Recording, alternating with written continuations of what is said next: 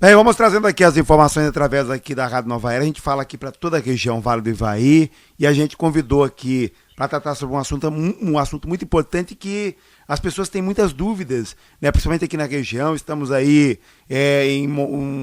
temos uma eleição, né? A eleição de 2016, temos muitos candidatos, pré-candidatos ao cargo de vereador, de prefeito, e nós temos lá no Congresso Nacional uma reforma política, alguns chamam de uma tímida reforma política que passou pelo Congresso Nacional e agora falta apenas a sanção da presidente Dilma. Nós convidamos aqui o Moisés Pessutti, que é especialista em lei eleitoral, para falar um pouco para a gente sobre o que pode mudar, porque ainda precisa da sanção, mas o que vem por aí de mudanças. Moisés, primeiramente é uma honra estar falando contigo, bom dia. Bom dia, Berimbau, é sempre um prazer enorme falar com os amigos da Rádio Nova Era, todos os ouvintes aí do Vale do Ivaí. Agora, antes da gente entrar nesses temas aqui, de falar aqui dessas informações, o Moisés considera também que essa reforma é tímida ou ela foi um pouco mais profunda do que se imaginava, Moisés? Olha, Berimbau, eu confesso para você que eu fiquei um pouco decepcionado com o resultado, digamos assim, dessa reforma que se disse política, né? Que na verdade acabou sendo uma reforma das regras eleitorais. Eu digo isso porque nós acompanhamos de perto não só a votação, mas todos os debates que aconteceram no Congresso Nacional em relação à reforma. Só para você ter uma ideia, eu faço parte da Academia Brasileira de Direito Eleitoral e Político. Nós fundamos essa entidade justamente preocupados com a superficialidade das discussões que estavam sendo feitas em relação à reforma política. Com a criação dessa entidade, nós nos legitimamos a ir a Brasília por diversas vezes e conversar não só com os parlamentares, mas também com dezenas de instituições que estavam preocupadas com a reforma política. Aqui em Curitiba mesmo, na Assembleia, tiveram algumas audiências públicas nas quais eu pude participar representando essa entidade.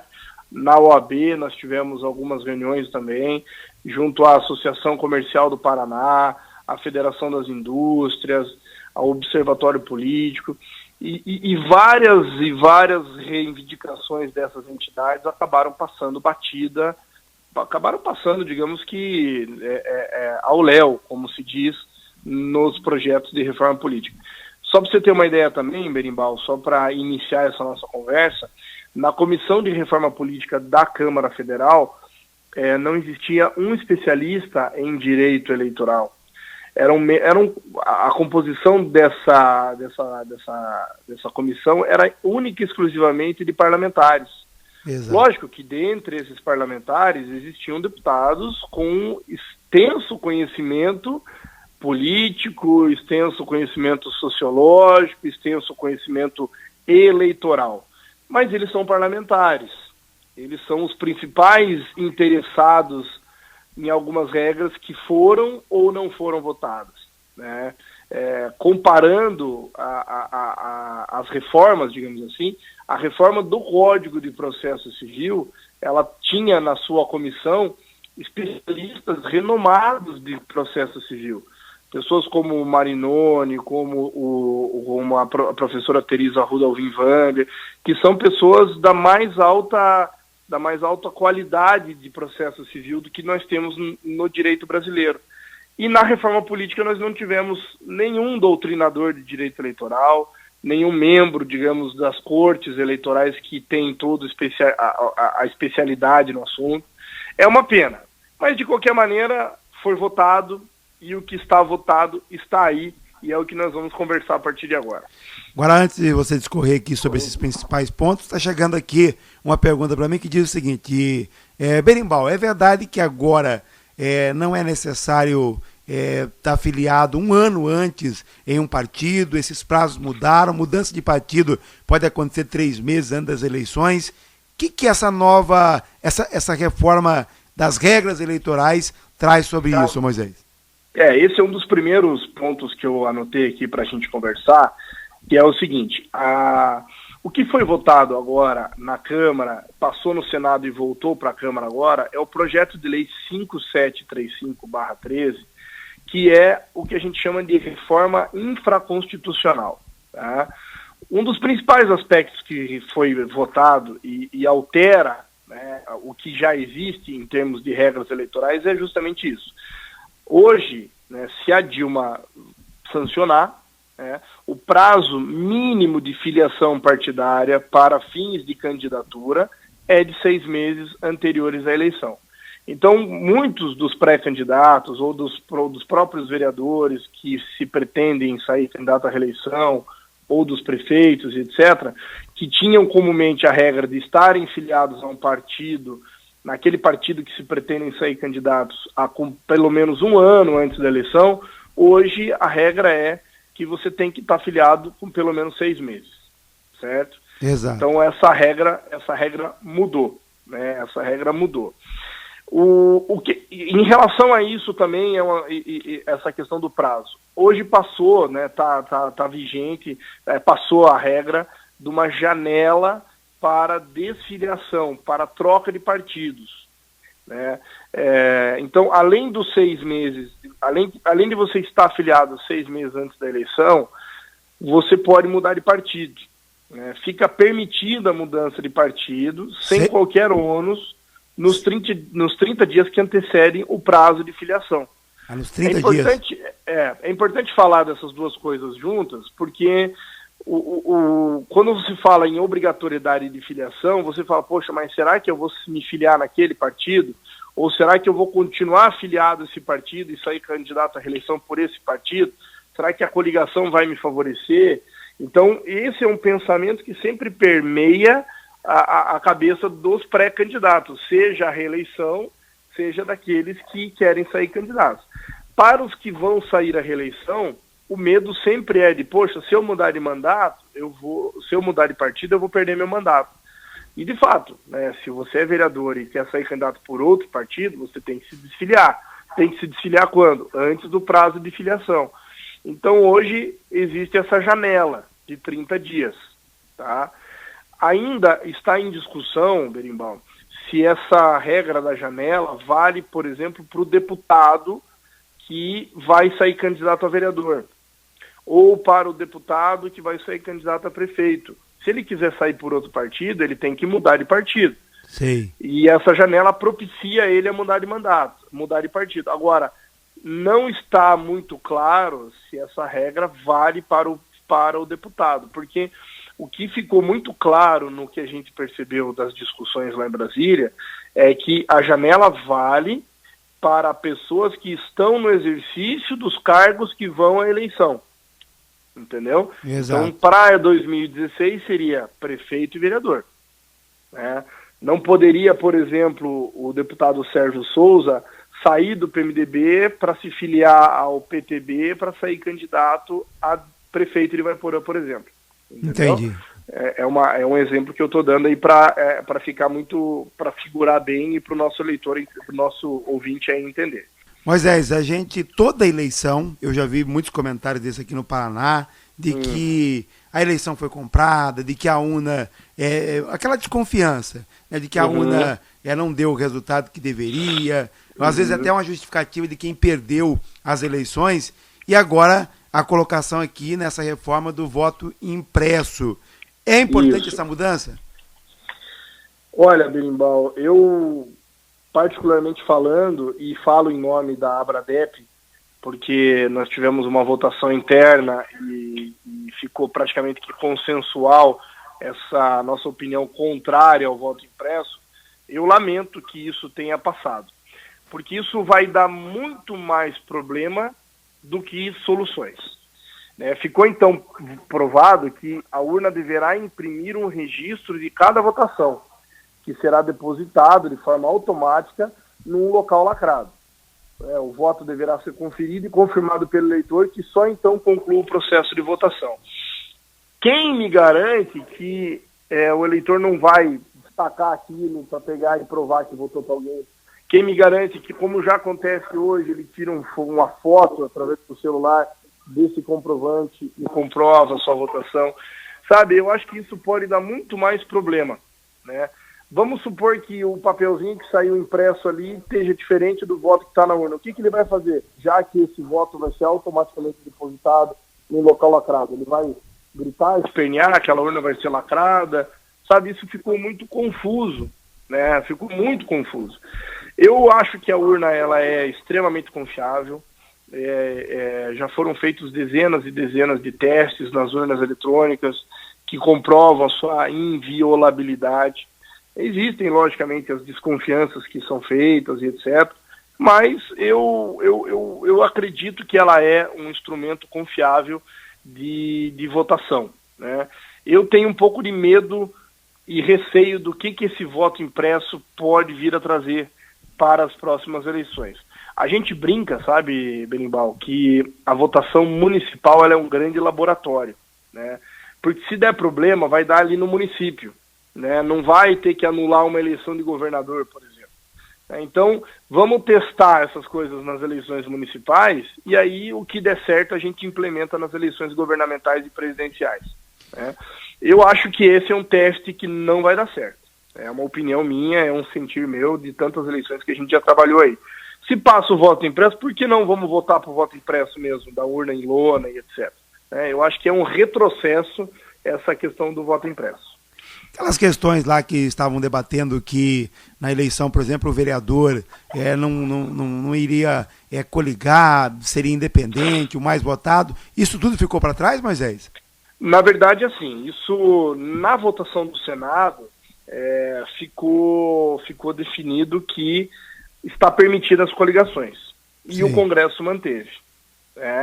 Está permitida a coligação entre partidos para candidaturas proporcionais e majoritárias, né? Não existia um anseio muito grande de acabar com as coligações na proporcional e que as coligações na majoritária elas contassem apenas para fins de apoiamento e não para a soma do tempo de televisão e rádio, que é o que mais importa para as coligações. Mas basicamente passou a questão das coligações e, né, isso não altera praticamente em nada a forma como a qual se dá as eleições hoje.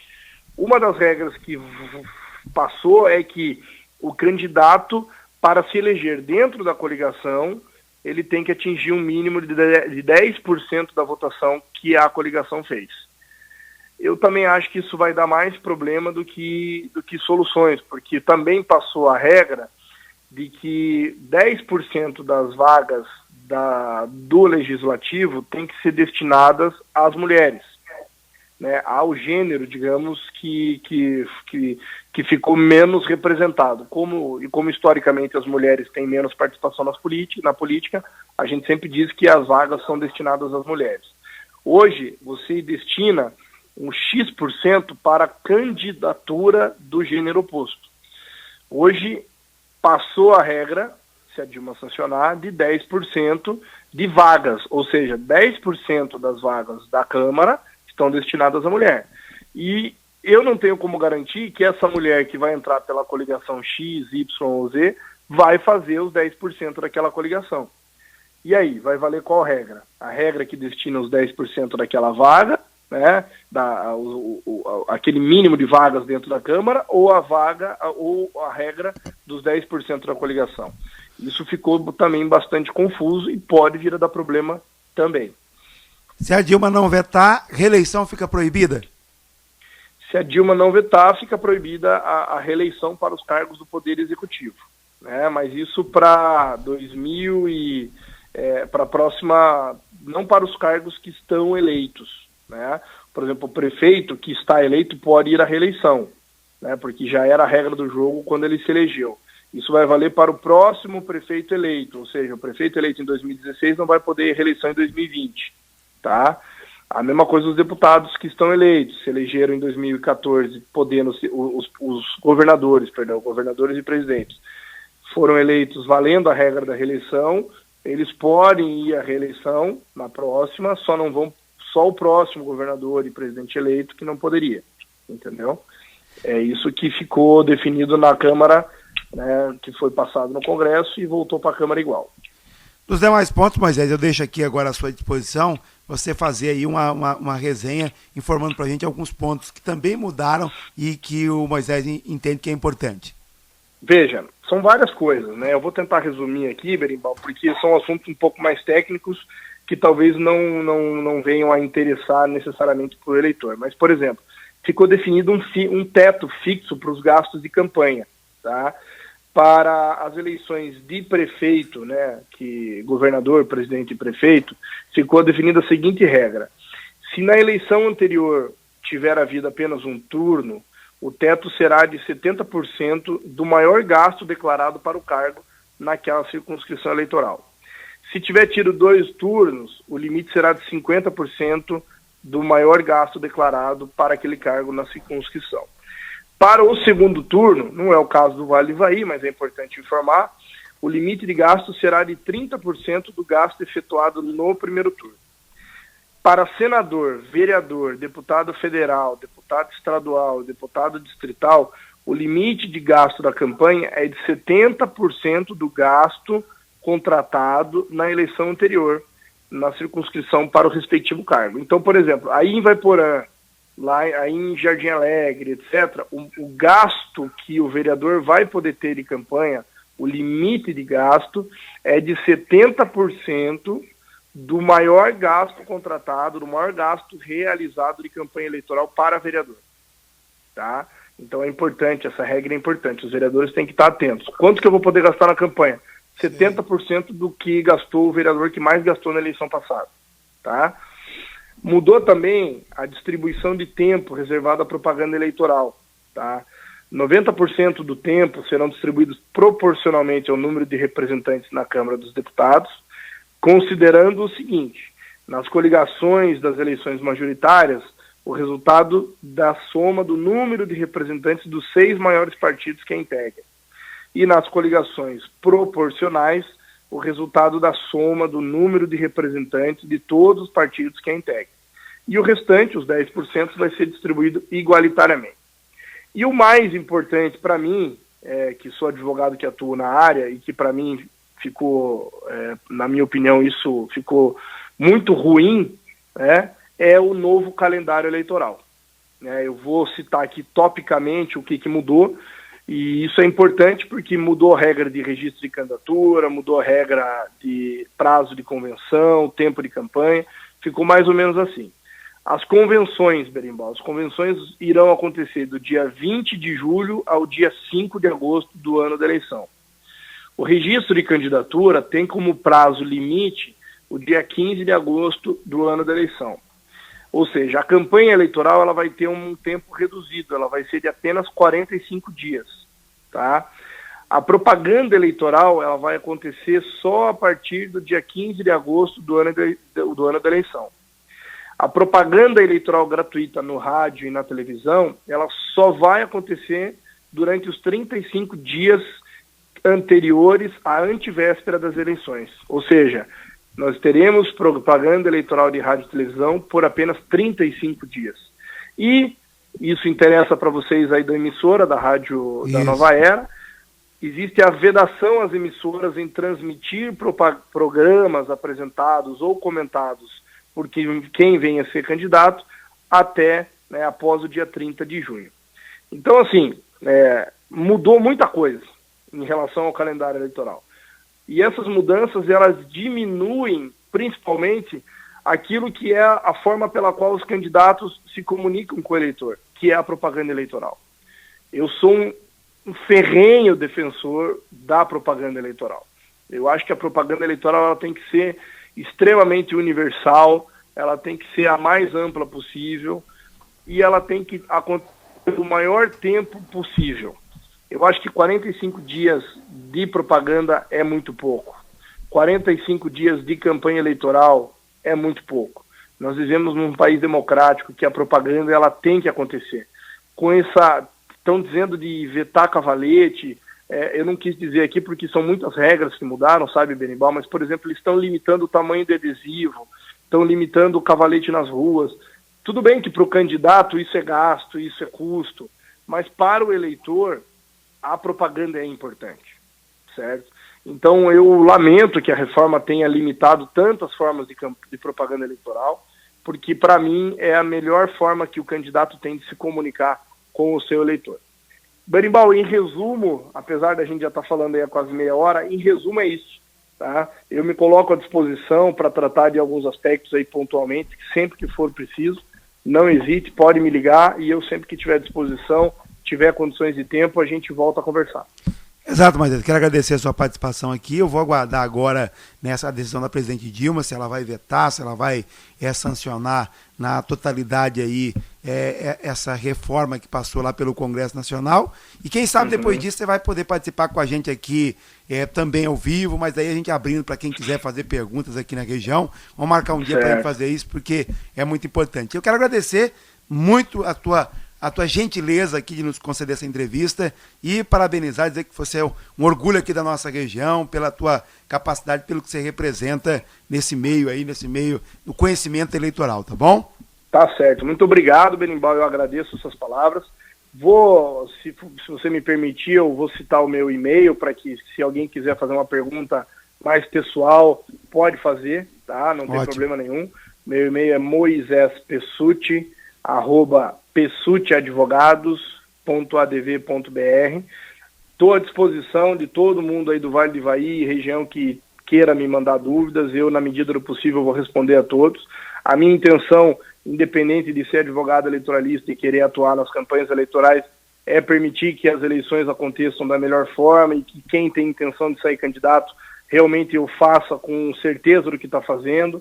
E para isso eu estou aqui à disposição. Obrigado de novo e um grande abraço. Um grande abraço. Obrigado, Moisés. Até logo. Daí falamos com Moisés Pessuti, filho do nosso grande amigo Orlando Pessuti, né, o ex-governador aqui do estado do Paraná. Ele participou aqui com a gente falando sobre essa reforma que está acontecendo lá no Congresso. Passou pelo Congresso Nacional, né? Existe lá uma reforma, essa reforma passou e agora a gente está aguardando qual que vai ser a decisão da presidente Dilma. Se ela sanciona, se ela veta, né, ela pode sancionar parte do que passou no Congresso e vetar alguns pontos. Então a gente está aguardando. Mas, em resumo, isso que nós comentamos aqui é o que está aprovado e o que a presidente Dilma pode fazer virar lei nos próximos dias, nas próximas horas. Então, por isso que a gente vive essa expectativa.